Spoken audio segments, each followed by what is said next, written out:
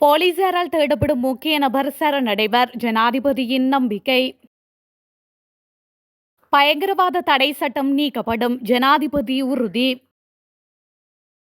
சமீபத்திய கொலைகள் மற்றும் பாதாள உலகம் குறித்து காரசாரமாக பேசிய நுர. எரிபொருள் விலை குறித்து வெளியான அறிவிப்பு. காபோத சாதாரண தர பரீட்சை குறித்து வெளியான அறிவிப்பு.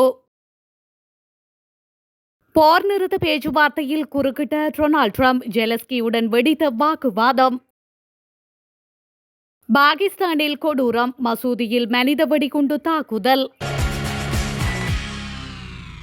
போலீசாரால் தேடப்படும் முக்கிய நபர் ஒருவரை தற்பொழுது காணவில்லை என்று ஜனாதிபதி அனுரகுமார திசாநாயக்க தெரிவித்துள்ளார். அந்த நபர் தனது தனிப்பட்ட பாதுகாப்பு அதிகாரியை விட்டுவிட்டு தனது வீட்டில் இருந்து வெளியேறிவிட்டதாக அவர் கூறியுள்ளார். குறித்த நபர் நாளைக்குள் சரணடைவார் என்று ஜனாதிபதி நம்பிக்கை தெரிவித்துள்ளார். இருப்பினும் அவர் நேரடியாக சந்தேக நபரின் பெயரை குறிப்பிடவில்லை எனினும் முன்னாள் போலீஸ் மா அதிபர் தேசபந்து தென்னகோனை அவர் குறிப்பிட்டதாக பரவலாக ஊகிக்கப்படுகின்றது. முன்னதாக வெலிகமவில் நடந்த துப்பாக்கி சூடு சம்பவம் தொடர்பாக தென்னகோனை கைது செய்து முன்னிலைப்படுத்துமாறு மாத்தறை நீதவான் நீதிமன்றம் குற்றப்புலனாய்வு துறைக்கு உத்தரவிட்டுள்ளது. இந்த வழக்கு வெலிகமவில் உள்ள Y15 ஹோட்டலுக்கு அருகில் ஒரு வருடத்திற்கு முன்னர் நடந்த துப்பாக்கி சூடுடன் தொடர்புடையது. குறித்த சம்பவத்தின் போது ஒரு போலீஸ் அதிகாரி கொல்லப்பட்டார். இந்த நிலையில் வழக்கில் சந்தேக நபர்களாக தேசபந்து தென்னகோ உட்பட 8 போலீஸ் அதிகாரிகளை கைது செய்ய நடவடிக்கை எடுக்கப்படுவதாக போலீஸ் ஊடக பேச்சாளர் தெரிவித்துள்ளார். இலங்கை பெட்ரோலிய கூட்டுத்தாபனம் இந்த முறை மாதாந்த எரிபொருள் விலை திருத்தம் செய்யப்படாது என்று ஒரு அறிக்கையை வெளியிட்டுள்ளது. அதன்படி 92 ரக பெட்ரோலானது 309 ரூபாவுக்கும், 95 ரக பெட்ரோலானது ரூபா 371ற்கும், வெள்ளை டீசல் 286 ரூபாவிற்கும், சூப்பர் டீசல் 331 ரூபாவுக்கும் மற்றும் மண்ணெண்ணெய் 183 ரூபாவுக்கும் என்ற அதே விலையில் விற்பனை செய்யப்படும் என்று கூட்டுத்தாபனம் கூறியுள்ளது. மேலும் நாட்டில் எரிபொருளுக்கு தட்டுப்பாடு ஏற்படாது என இலங்கை பெட்ரோலிய கூட்டுத்தாபனத்தின் தலைவர் DGASDES ராஜகருணா தெரிவித்துள்ளார். எனவே பொதுமக்கள் பதற்றமடைய வேண்டாம் என கேட்டுக் கொள்ளப்படுவதாகவும் அவர் தெரிவித்துள்ளார். எரிபொருள் விநியோகஸ்தர்கள் எரிபொருள் ஓர்டர்களை நிறுத்துவதாக எந்த உறுதிப்படுத்தலையும் இதுவரை தெரிவிக்கவில்லை என இலங்கை பெட்ரோலிய கூட்டுத்தாபனத்தின் தலைவர் மேலும் தெரிவித்துள்ளார். மேலும் இன்றைய தினத்திற்கு தேவையான எரிபொருள் இருப்பு ஏற்கனவே விநியோகஸ்தர்களால் முன்பதிவு செய்யப்பட்டுள்ளதாகவும் அவர் கூறியுள்ளார். பயங்கரவாத தடை சட்டம் நீக்கப்படும் என ஜனாதிபதி அனுரகுமார திசாநாயக்க உறுதியளித்துள்ளார். நாடாளுமன்றத்தில் நேற்றைய அமர்வில் கலந்து கொண்டு உரையாற்றும் போதே அவர் இவ்வாறு குறிப்பிட்டுள்ளார். மேலும் குற்ற செயல்கள் மற்றும் தீவிரவாதத்தை தடுக்க புதிய சட்டங்கள் விரைவில் அறிமுகப்படுத்தப்படும் எனவும் ஜனாதிபதி கூறியுள்ளார். புதிய சட்டங்களை தொகுக்க ஒரு குழு நியமிக்கப்பட்டிருப்பதாக அவர் குறிப்பிட்டுள்ளார். முன்னதாக பயங்கரவாத தடுப்பு சட்டம் ரத்து செய்யப்படும் என்று நீதியமைச்சரும் மன்றில் அறிவித்திருந்தமை குறிப்பிடத்தக்கது. அரசியல் தலைவர்கள், சட்ட அதிகாரிகள், பாதுகாப்பு உத்தியோகத்தர்கள், போலீசார் உள்ளிட்ட பல துறைகளை சேர்ந்தோர் பாதாள உலக குழுக்களை ஆதரிப்பதாக ஜனாதிபதி அனுரகுமார திசாநாயக்க தெரிவித்துள்ளார். நாடாளுமன்றத்தில் நேற்றைய அமர்வில் கலந்து கொண்டு உரையாற்றும் போதே அவர் இவ்வாறு குறிப்பிட்டுள்ளார். இது தொடர்பாக அவர் மேலும் கூறுகையில், கடந்த காலத்தின் அனைத்து அரசாங்கங்களும் பாதாள உலக குழுக்களுடன் தொடர்புகளை கொண்டிருந்தன. எனினும் தேசிய மக்கள் சக்தி அரசாங்கம் அதனை ஒரு முடிவுக்கு கொண்டு வரும். கிட்டத்தட்ட 73 T56 ரக துப்பாக்கிகள் பாதாள உலக குழுக்களுக்கு கைமாற்றப்பட்டுள்ளதாக தகவல் கிடைத்துள்ளது. சமீபத்திய கொலைகளில் 6 வெவ்வேறு பாதாள உலக குழுக்கள் ஈடுபட்டுள்ளது. அவை தொடர்பாக முறையான நடவடிக்கைகளும் எடுக்கப்பட்டுள்ளன என அவர் மேலும் குறிப்பிட்டுள்ளார். எரிபொருள் விநியோகஸ்தர்கள் சங்கம் நேற்று நள்ளிரவு முதல் எரிபொருள் கொள்வனவு கட்டளை செய்யும் நடவடிக்கைகளை நிறுத்துவதாக அறிவித்துள்ளது.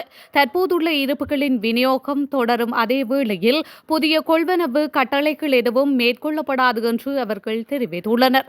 விநியோகஸ்தர்களுக்கு தற்போது வழங்கப்படும் 3% தள்ளுபடியை ரத்து செய்து நாளை முதல் நடைமுறைக்கு வரும் புதிய கட்டண சூத்திரத்தை செயல்படுத்த இலங்கை பெட்ரோலிய கூட்டுத்தாபனம் எடுத்த நடவடிக்கையை தொடர்ந்து இந்த முடிவு முடிவு எடுக்கப்பட்டுள்ளது. இந்த மாற்றம் மார்ச் 2022 வெளியிடப்பட்ட சுற்றறிக்கையுடன் ஒத்துப்போகின்றது.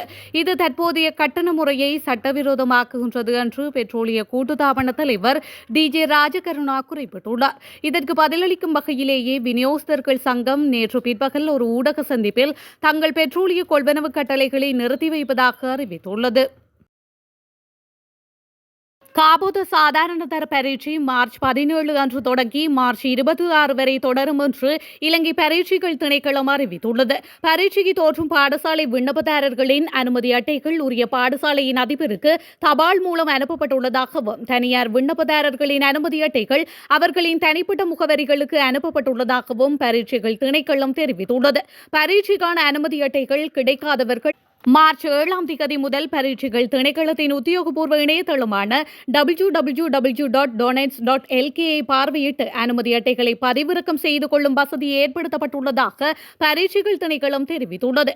இதேவேளை அனுமதி அட்டையில் உள்ள பாடம், மொழி மற்றும் பெயரில் மாற்றங்களை செய்ய விரும்பினால் மார்ச் 10 நள்ளிரவு 12 மணி வரை https://onlineexams.government.lk/elect என்ற இணையதளத்தை பார்வையிட்டு மாற்றங்களை இணையதளத்தினூடாக செய்ய வேண்டும் என பரீட்சைகள் திணைக்களம் தெரிவித்துள்ளது. அமெரிக்க ஜனாதிபதி டொனால்ட் ட்ரம்பினை ஓவாவில் உள்ள வெள்ளை மாளிகையில் நேரில் சந்தித்த உக்ரைனிய ஜனாதிபதி ஜெலஸ்கி போர் நிறுத்தம் குறித்த முக்கிய பேச்சுவார்த்தையில் ஈடுபட்டுள்ளார். இதனைத் தொடர்ந்து இடம்பெற்ற பேச்சுவார்த்தையில் அமெரிக்க துணை ஜனாதிபதி JD வான்ஸ் ரஷ்யாவுடன் போரில் ஈடுபடுவதற்கு உங்கள் நாட்டில் வீரர்கள் இல்லை என கூறியுள்ளார். இதன் காரணமாக கோபமடைந்த ஜனாதிபதி ஜெலஸ்கி வீரர்கள் இருக்கின்றார்களா என்பதை தங்கள் நாட்டிற்கு வந்து பார்க்குமாறு தெரிவித்துள்ளார். இதன்போது இருவருக்கும் வாக்குவாதம் முற்றிய நிலையில் இடையில் குறுக்கிட்டு பேசிய ஜனாதிபதி டொனால்ட் ட்ரம்பினால் அவ்விடத்தில் மேலும் பதற்றம் அதிகரித்துள்ளது. ஜெலஸ்கியை நோக்கி கோபமாக பேசிய ட்ரம்ப், நீங்கள் எங்களுக்கு நன்றியுடன் இருக்க வேண்டும், அத்துடன் நீங்கள் ஒப்பந்தத்திற்கு ஒப்புக்கொள்ள வேண்டும் அல்லது நாங்கள் இதிலிருந்து வெளியேறி விடுவோம். அது மாத்திரமின்றி உங்களிடம் போதுமான துருப்புகள் இல்லை. நீங்கள் போர் நிறுத்தத்தை விரும்புகின்றீர்களா இல்லையா என்பதை எங்களிடம் கூற முடியாது. நீங்கள் எங்கள் நாட்டிற்கு அவமரியாதையை ஏற்படுத்துகின்றீர்கள். எனக்கு தெரியும் உங்களால் போரில் வெற்றி பெற முடியாது என்று. எனவே நீங்கள் நன்றியுடன் இருக்க வேண்டும்.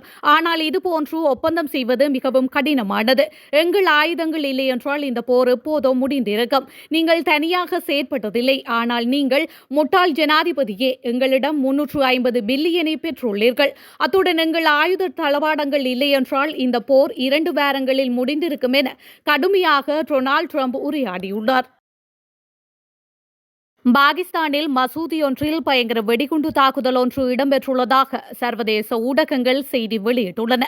குறித்த தாக்குதல் சம்பவம் நேற்று பாகிஸ்தானின் வடமேற்கு மாகாணமான ஹைபர் பகதுனக்வாவில் உள்ள மசூதியில் இடம்பெற்றுள்ளது. சம்பவம் தொடர்பில் மேலும் தெரிய வருகையில் பொதுமக்கள் தொழுகையில் ஈடுபட்டுக் கொண்டிருக்கும் போது சக்தி வாய்ந்த குண்டு வெடித்துள்ளது. குறித்த தாக்குதலில் 5 பேர் உயிரிழந்ததுடன் 20 பேர் படுகாயமடைந்துள்ளதாக தெரிவிக்கப்பட்டுள்ளது. இந்த குண்டுவெடிப்பில் ஜமியாத் உலேமா இஸ்லாம் அமைப்பின் தலைவர் ஹமிதுல் ஹக் ஹக்கானே உயிரிழந்துள்ளார். இந்த தாக்குதல் மனித வெடிகுண்டு தாக்குதலாக இருக்கும் என ஹைபர் பகதுனாக்கின் ஜஜி தெரிவித்துள்ளார். ஹமிதுல் ஹக்கை கொலை செய்யும் நோக்கத்தில் இந்த தாக்குதல் நடாத்தியிருக்கலாம் என அதிகாரிகள் தெரிவித்துள்ளனர். அவருக்கு காவல்துறை பாதுகாப்பு வழங்கப்பட்டிருந்ததாகவும் தெரிவிக்கப்பட்டுள்ளமை குறிப்பிடத்தக்கது.